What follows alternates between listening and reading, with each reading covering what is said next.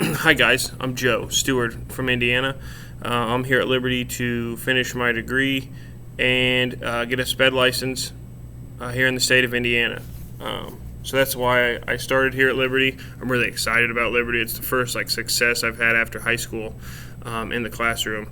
So what I learned about becoming a teacher here, the first thing that really popped in my mind was the protections that we had that our book talked about earlier in the year. How we're protected by the First Amendment.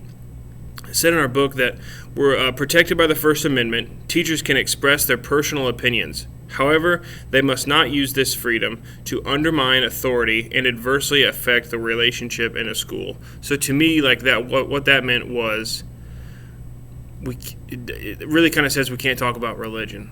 We don't have the openness that private schools do to talk about religion like that.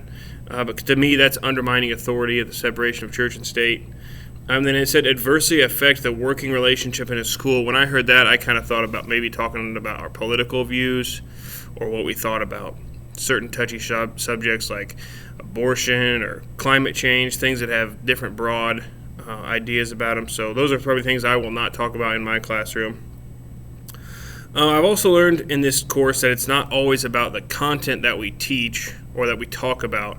It's how we do it. I'm kind of like a visual learner. If I see stuff on a TV or on a video, that's usually how I get it. But I've learned through this that there's at least 4 different other kinds of learners, and I'm sure there's more. The oral, visual, kinesthetic, and there were some other ones too. I just can't think of them right now off the top of my head.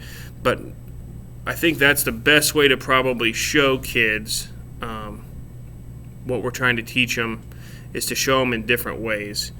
And the best way to reach students is to change up or involve all the learning types, not only while teaching, but while assessing. So like in my last assignment, I had an assignment on poetry and prose, and I had 4 different assignments that the kids could submit. So to me, that's how I took that and kind of put it in my own way. My biggest challenge in becoming a teacher will surely be the hurdle that I have to jump over with finishing my classes here at Liberty. Even in high school, I never had academic success. I think it was just because I was lazy. I didn't think school was important. It's important to me now.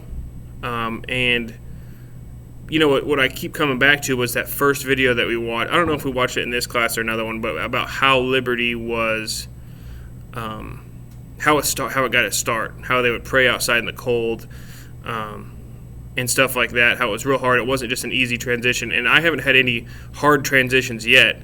But when I do, I'm sure I'll go back and watch that video and talk to God and pull strength and confidence from Him, and hope that I can push through and finish what I set out to do.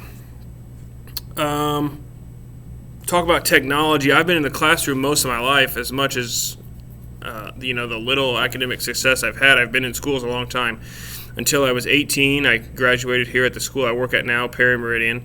And then when I was 19, I moved I did a different job, but then I started coaching football in seventh grade football team when I was 20 years old, and I'm 29 now. So I've been in a school for a long time, and one thing I'm sure of is technology is there to help you if you can figure it out. I know I'll use technology in my classroom because it won't only benefit me, I think it'll also benefit the kids that I work with. I'll use tools like ZipGrader and Google Classroom to help me stay organized and make grading a little bit easier and inputting grades a little bit easier. And I think I'll also use tools to help kids understand things that they might not have, like Kahoot. I'm in a math class here at Perry Meridian. Every Friday we play a Kahoot on the skills we've learned in that week. Flipgrid, I think, is another one. MathXL is another one that's used constantly. I think it's awesome.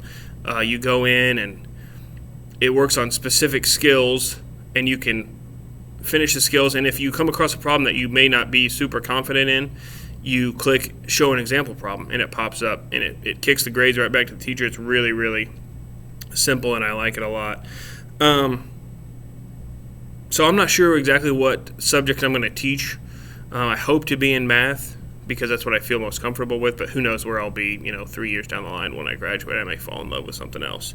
So I'm not exactly sure how I'm going to use the technology, but I'm sure it'll be there because it'll make everything better. So thanks so much for being my classmates, and for those who have responded to my Dashboards, thanks for your awesome input, and I hope you guys nothing but the best of luck moving forward. God bless.